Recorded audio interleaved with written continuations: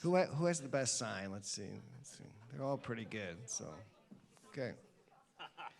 Guys are not racing against they're not running against each other. So we'll start with Vince Gallo. So the same question, all three. We're gonna give you 3 to 5 minutes. Don't try and just give us your elevator type pitch, your background, and why should, like the last question I asked for the previous candidates, why should people vote for you over your opponent, and what your number one issue will be in Austin. So background, why you're a better candidate than your opponent, and what's the most important issue that you will bring to Austin when you're elected to the state legislature.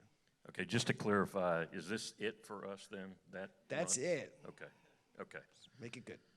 All right, my name is Vince Gallo. I'm running for Texas House District 63 in Denton County. I'm a former police officer for the city of Carrollton, 12 years, did a myriad of operations for the PD, patrol supervisor, investigative division supervisor, and tactical team leader and tactical member for about 4 years out of the 12-year career that I had there. I worked for a financial services firm, Merrill Lynch, when I was right out of college in Midland, Texas. That was not my forte. I got out of that business pretty quick and got into police work after that, and I left police work in 2001 to start a small construction company. I've been doing that ever since. I do light commercial and residential construction. I am a Christian. I believe that Jesus is exactly who he said that he was. And that may sound like a kind of a plain statement, but the fact of the matter is that that has major ramifications if it is true, because it pretty much sets the tone for every other belief system out there, and I'm going to go with Jesus. I am... What makes me better than the other candidate? Every one of you have already heard about the border, and you've heard about election integrity, and you've heard about indoctrination of children and protecting our children, budgets, so on and so forth. And we could talk about that all night long, but you've already heard all that before. And so I would simply say to you that what this is going to come down to, and where we are at in the country right now, is it's a battle of philosophies. It's a battle of belief systems about whether or not you actually believe in things like the Constitution of the United States, whether or not you believe in individual responsibility and individual liberty, and whether or not you as an elected official are willing to compromise with the people who are leading us down the pathway to destruction. Now, when you leave here tonight, I want you to do something for me. I want you to promise me that when you get away from the church, because you can't do it in here, if you do, it's not the place to do it. I want you to look up a state representative named Armando Wall from Houston. If you Google that name, you're going to find him on Facebook. If you see the Facebook representation that I'm speaking of, he's been videoed, and he's on the House floor of the Texas as the Texas House. And he is engaged in a profanity-laced tirade towards the Republican members of the House because they wanted to shut off debate regarding the bill, the SB 4 bill that allows Texas DPS and the Guard to take people into custody. They finally got to the point where they were tired of being manipulated by Democrats on the floor and interrupting the ability to pass conservative legislations.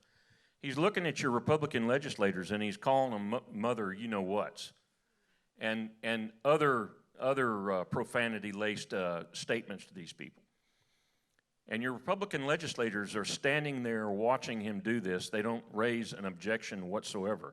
They look like dogs that have been spanked by their owners with their tails between their legs.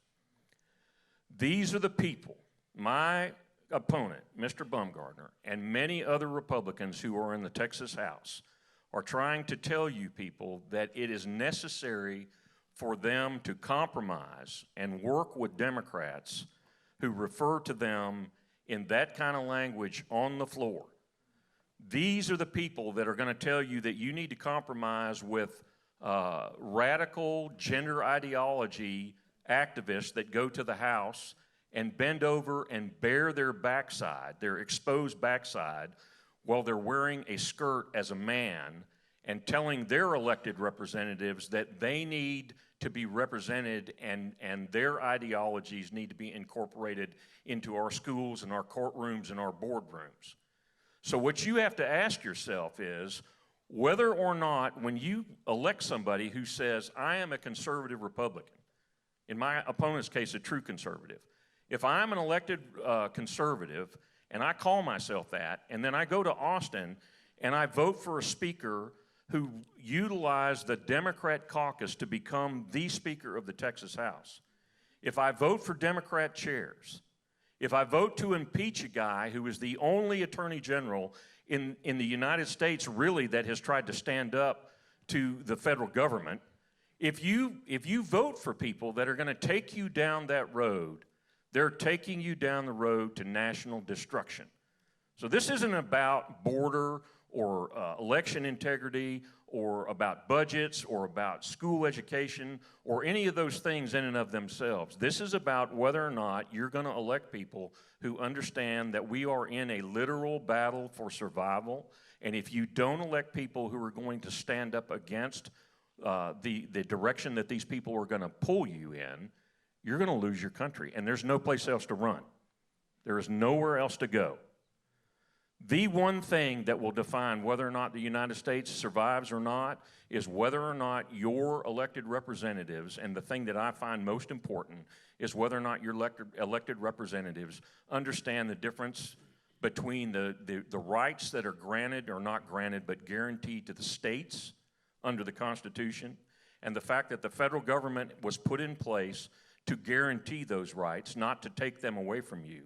So if we don't have a sovereign nation, if we don't stop the invasion that is occurring on the border, you will be replaced as voters.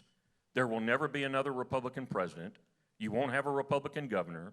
You won't have Republican state house representatives. And if we don't stop the invasion that we face right now as a country, we're finished. So my main priority is to put men with rifles on the border who stop illegal immigrants from running across that border and invading this country. Okay. Andy Hopper, quick background.